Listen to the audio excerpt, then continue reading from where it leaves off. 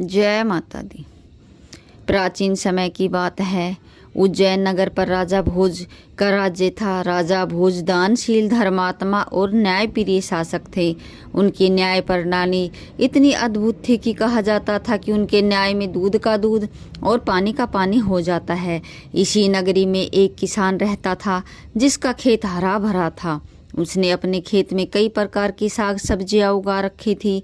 एक दिन किसान ने देखा कि उसके खेत में चारों ओर अच्छी फसल हुई है, परंतु बीचों बीच की थोड़ी सी जमीन बिल्कुल बंजर रह गई। उसने उस स्थान पर भी बीज डाले थे, किंतु वहाँ कुछ नहीं होगा।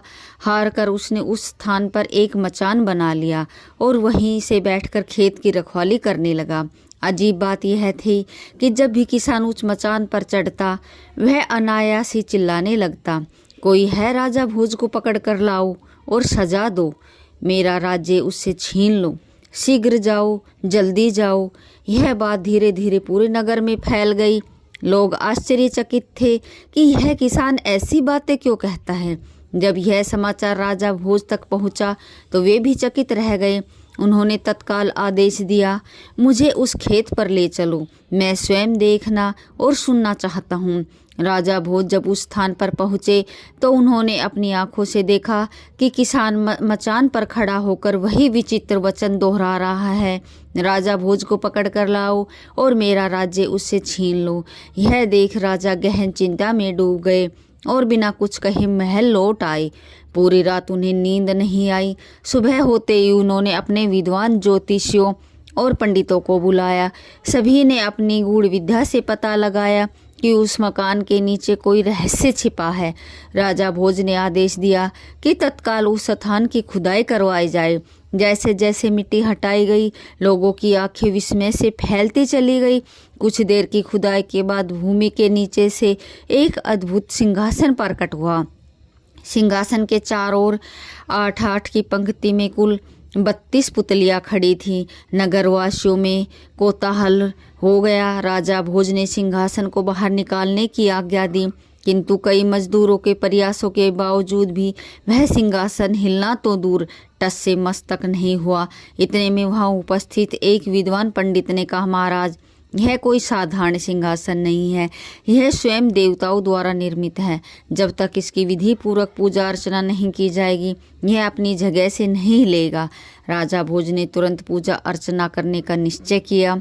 जैसे ही पूजा संपन्न हुई, वह अद्भुत सिंहासन हल्का होकर स्वयं ऊपर उठ गया, मानो फूलों का बना हो। राजा यह देख अत्यंत प्रसन्न हुए। सिंहासन में अनगिनत रत्न जड़े हुए थे, जिनकी चमक अनुपम थी। सिंहासन के चारों ओर 32 पुतलियां सुशोभित थीं। प्रत्येक पुतली के हाथों में कमल का एक एक पुष्प था। राजा ने आदेश दिया कि खजाने से धन निकालकर इस सिंहासन की मरम्मत करवाई जाए, ताकि यह फिर से अपने पूर्ण वैभव में आ सके। सिंहासन को सुंदर बनाने में पूरे 5 महीने लग गए। अब उसका रूप ऐसा हो गया कि जो भी देखता वह चकित रह जाता। पुतलियां इतनी जीवंत प्रतीत होती थीं, मानो किसी भी क्षण बोल उठेंगी। राजा भोज इस अद्भुत सिंहासन पर बैठने के लिए व्याकुल हो उठे। उन्होंने अपने विद्वानों से कहा, इस पर बैठने के लिए कोई शुभ मुहूर्त निकाला जाए। शुभ मुहूर्त निर्धारित किया। पूरे राज्य में संदेश भेजे गए। महल में उत्सव का माहौल बन गया। नगरवासी हर्ष उल्लास से भर उठे। विधि पूर्वक पूजा अर्चना के बाद जैसे ही राजा भोज ने अपना दाहिना पैर सिंहासन पर रखने का प्रयास किया, अचानक सारी पुतलियां खिलखिलाकर हंस पड़ी। यह दृश्य देखकर सभा में बैठे सभी लोग हैरान रह गए।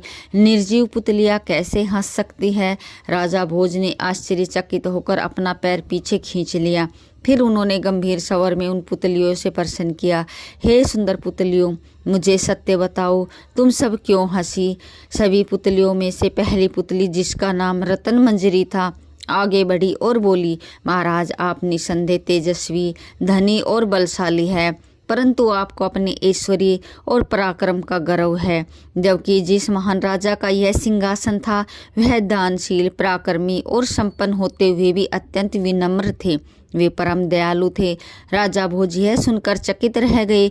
उन्होंने जिज्ञासु स्वर में कहा, मैं कैसे मानूं कि राजा विक्रमादित्य मुझसे अधिक गुणी और पराक्रमी थे। पुतली रतन मंजरी मुस्कुराते हुए बोली, राजन, यदि आपको सत्य जानना है तो मैं आपको राजा विक्रमादित्य की एक अद्भुत कथा सुनाती हूँ। अम्बावती नगरी में एक प्रतापी राजा राज्य करता था, जो अपने दान और धर्म के लिए दूर दूर तक विख्यात था। उसी भूमि पर समय के साथ एक और तेजस्वी सम्राट हुआ, धर्मसेन। उसके 4 रानियां थी, एक ब्राह्मण कुल की, दूसरी क्षत्रिय कुल की, तीसरी वैश्य और चौथी शूद्र जाति की। समय बीता और चारों रानियों से उसे एक संतान प्राप्त हुई। ब्राह्मणी से एक पुत्र हुआ, जिसका नाम ब्राह्मणित्व रखा गया। नक्षत्रिणी से 3 तेजस्वी पुत्र उत्पन्न हुए, शंख, विक्रमादित्य और भीरीहरे। वैश्य पत्नी से चंद्र नामक बालक उत्पन्न हुआ और शूद्राणी से धन्वंतरी नामक पुत्र जन्मा। जब यह बालक युवा हुए तो ब्राह्मणिदित अपने घर गृहस्थी को छोड़कर धारापुर की ओर निकल पड़ा। संयोगवश वहाँ के राजा, जो कि राजा भोज के पिता थे, उसके हाथों मारे गए। राज्य पर अधिकार करने के बाद वह उज्जैन पहुंचा, किंतु वहां पहुंचते ही उसकी मृत्यु हो गई। उसके पश्चात शंख ने भी गद्दी संभाली और फिर कुछ समय बाद विक्रमादित्य राज्य के उत्तराधिकारी बने। एक दिन विक्रमादित्य को ज्ञात हुआ कि जिस राज सिंहासन पर वे विराजमान हैं वह वास्तव में राजा बाहुबल की कृपा से प्राप्त हुआ है। इस पर दरबार के पंडितों ने कहा, हे राजन, आपके पराक्रम की कीर्ति समस्त भूमंडल पर फैली है, किंतु जब तक बाहुबल स्वयं आपका राज्य तिलक नहीं करते तब तक आपका राज्य स्थिर नहीं माना जाएगा। राजा ने यह बात मानी और अपने परम ज्ञानी विश्वसनीय मित्र लूतवर्ण के साथ बाहुबल के पास प्रस्थान किया। बाहुबल ने सहसम्मान राजा का स्वागत किया। 5 दिन बीत गए। 6ठे दिन लूतवर्ण ने राजा को सलाह दी, हे राजन, विदा लेते समय यदि बाहुबल कुछ मांगने को कहे तो उनसे वह सिंहासन मांग लीजिए जिसे स्वयं महादेव ने इंद्र को और इंद्र ने बाद में बाहुबल को प्रदान किया था। उस सिंहासन की विशेषता यह है कि उस पर बैठने वाला समस्त 7 द्वीपों और 9 खंडों का सम्राट बनता है। उसमें अनगिनत रत्न जड़े हुए हैं और उसमें 32 पुतलियाँ सजी हुई है जो सांचे में ढालकर बनाई गई थी। अगली सुबह जब राजा विदा लेने पहुँचे तो बाहुबल ने अपनी परंपरा के अनुसार कुछ मांगने को कहा। विक्रमादित्य ने वही सिंहासन मांग लिया। वचनबद्ध बाहुबल ने उन्हें वह सिंहासन सौंप दिया, स्वयं उनका राज्य तिलक किया और प्रेम पूर्वक विदा किया। राजा विक्रमादित्य उज्जैन लौटे, सभा बुलाई और पंडितों से कहा, मैं एक महान अनुष्ठान करना चाहता हूँ, कृपया बताइए कि क्या मैं उसके योग्य हूँ। पंडितों ने उत्तर दिया, हे महाराज, आपकी कीर्ति तीनों लोकों में व्याप्त है। आपके शत्रु शांत हैं, जो करना चाहे निसंकोच करे। अपने वंशजों को आमंत्रित कीजिए, 1.25 लाख कन्याओं का दान दीजिए, 1.25 लाख गाय और अपार धन ब्राह्मणों को दीजिए और 1 वर्ष का कर जमींदारों के लिए क्षमा कर दीजिए। इतना सुनकर सिंहासन की एक पुतली रतन मंजरी बोल उठी, हे राजन, यदि आपने पहले कभी ऐसा महादान किया हो तभी आप इस सिंहासन पर आसीन हो सकते हैं। पुतली के वचन सुनकर राजा भोज उदास हो उठे और बोले, आज तो यह अवसर चला गया, अब तैयारी करो, कल पुनः प्रयास करेंगे। अगले दिन जैसे ही राजा भोज सिंहासन पर आसीन होने लगे तभी दूसरी पुतली प्रकट हुई। उसने गंभीर स्वर में कहा, हे राजन, इस सिंहासन पर वही बैठ सकता है जिसमें विक्रमादित्य जैसी बुद्धि, पराक्रम और कीर्ति हो। राजा भोज ने विनम्रता पूर्वक पूछा, कौन से गुण थे उसमें, विक्रमादित्य में, जो उन्हें इतना महान बनाते हैं। पुतली चित्रलेखा मुस्कुराई और बोली, सुनो, मैं तुम्हें एक कथा सुनाती हूँ। एक समय की बात है, राजा विक्रमादित्य के मन में गहन वैराग्य उत्पन्न हुआ और उन्होंने योग साधना का संकल्प लिया।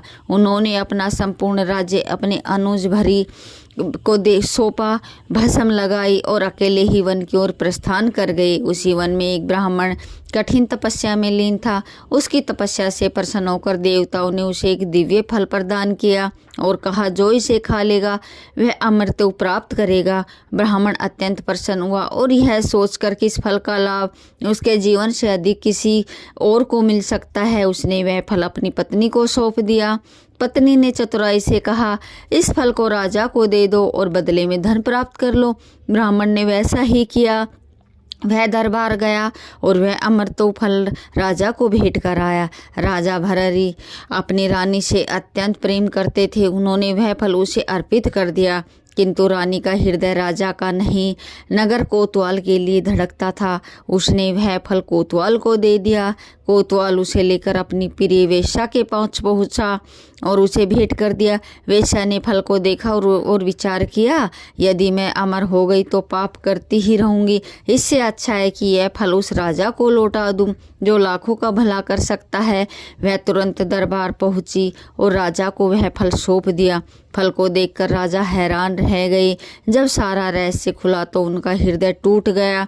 उन्हें संसार मिथ्या प्रतीत होने लगा और वे चुपचाप बिना किसी को बताए महल छोड़कर वन की ओर चल पड़े। इस समाचार की गूंज स्वर्ग तक पहुंची।